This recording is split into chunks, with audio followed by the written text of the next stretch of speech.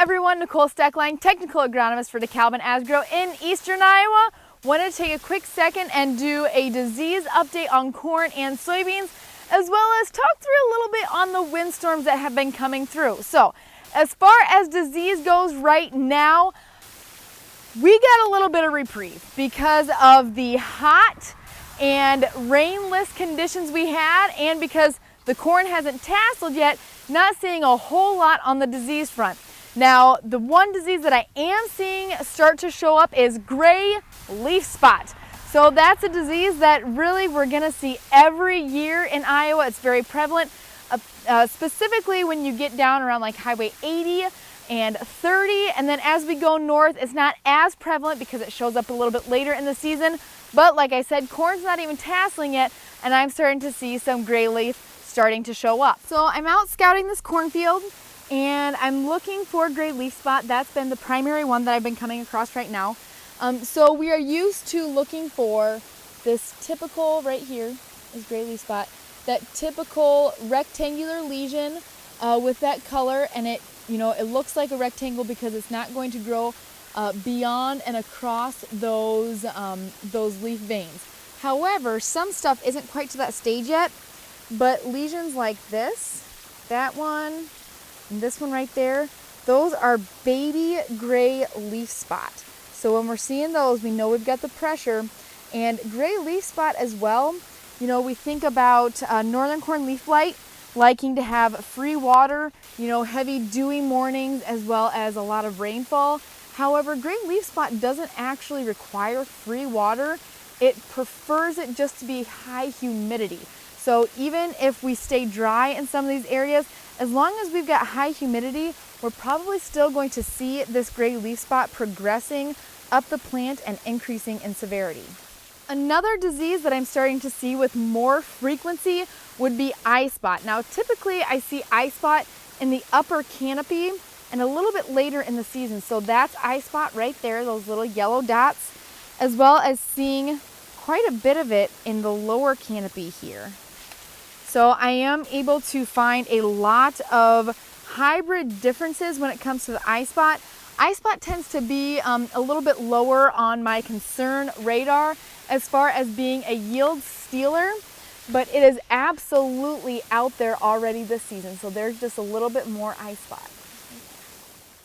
Disease of great concern is northern corn leaf blight. We've had a couple years now in the past, very recently, where we've had extremely heavy pressures of northern corn leaf blight because it was cool and it was wet. Given the last couple of weeks of weather that we've had where we've been hot and dry, it's not very conducive for northern corn leaf blight to start up. It likes it cool, and it likes to have actual physical leaf wetness, whether that's coming from a lot of rains or very heavy dews. There's also a lot of things that can kind of look like or make you think that you have northern corn leaf blight starting. So an early northern corn leaf blight lesion is actually going to have more of a dark green to gray appearance to it. And then it's going to turn into that typical cigar-shaped lesion. I've got a lot of people who will think that they find it, but it's actually leaf scarring probably from a little bit of burn from a herbicide application. It's actually very difficult to find these kind of baby northern corn leaf blight lesions because they don't stay in that stage for very long. So when we're looking for northern corn leaf blight, this is what we're typically looking for. This is an early lesion here.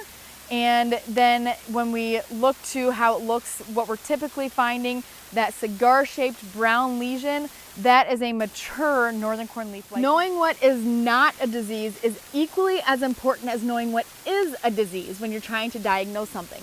So we see a lot of lesions, look-alike lesions in the upper canopy. You see that kind of lighter color up there. We can also see it kind of in the mid-canopy, some areas like that, where that can resemble northern corn leaf blight. However, these are probably parts of the leaf that were rolled up and had moisture inside of that whorl when we were hot and dry, or some places on these leaves that may have gotten damaged as we were having some of that rapid growth syndrome. So this is not northern corn leaf blight. Here we've got 2 more places where it looks as if we either had some herbicide, some oil, or some water sitting inside the whorl when the sun came out and really heated up the water inside of that whorl and probably just damaged that chlorophyll in those cells a little bit. Not a disease. Another disease that we are obviously tracking and being very aware of is tar spot, since it is new. Now, the last couple years we've noticed that tar spot likes it cool and wet, just like northern corn leaf blight.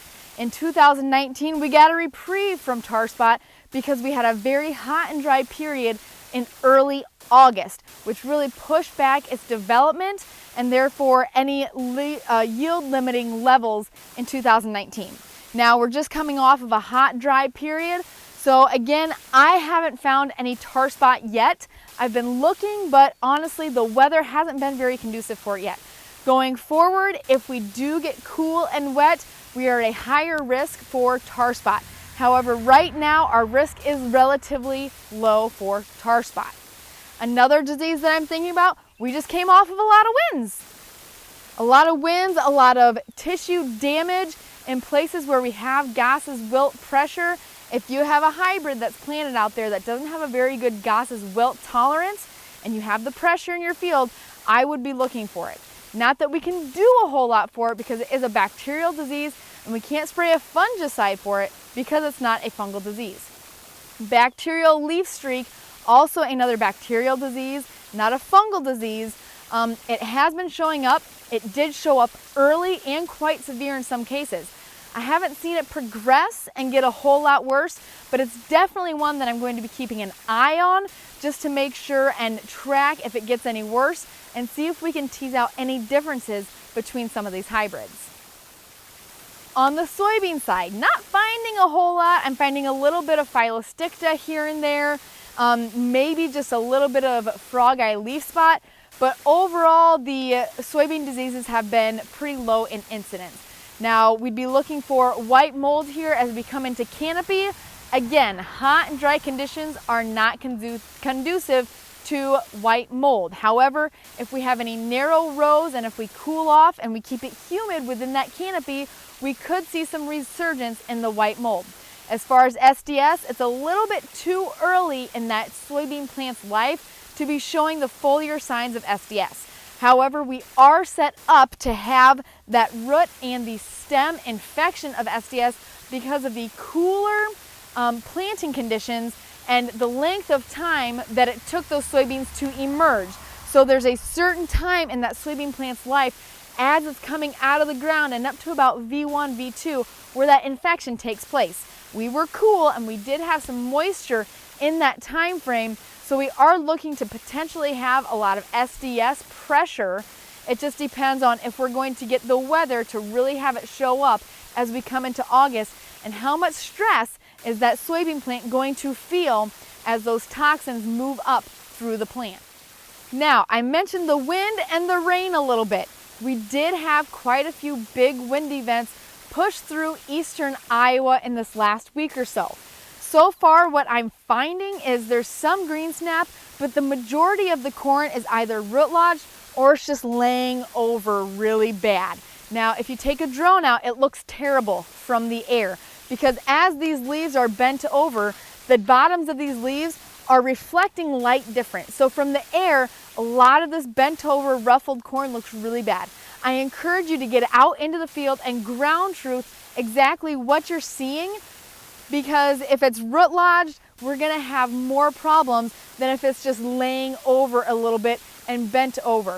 If it's just bent over, give it a couple more days, that corn's gonna pop back up.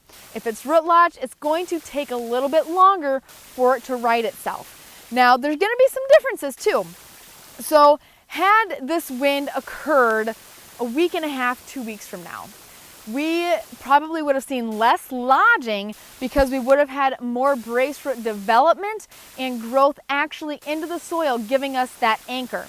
Being that it happened now, we were going to see more lodging, but probably less yield reduction. So had it happened later, it would have stood more, but what fell over, we would probably have some pollination issues because it wouldn't have given that corn enough time to come up right and make sure it pollinated the entire ear.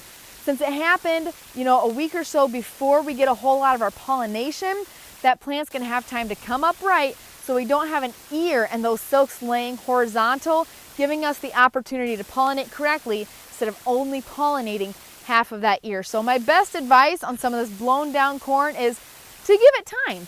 Give it a chance to right itself before we give ourselves too many heart attacks. So that's kind of what I'm seeing on the disease front so far. As we get closer to fungicide applications, I will be shooting another video giving you another update on what we're seeing as far as disease development. Hopefully we don't have too much out there. Hopefully most of this corn rights itself, we get good pollination, and really gives us the opportunity to create the yield that we will want to be protecting with a fungicide application. Until then, call, text, or email with questions.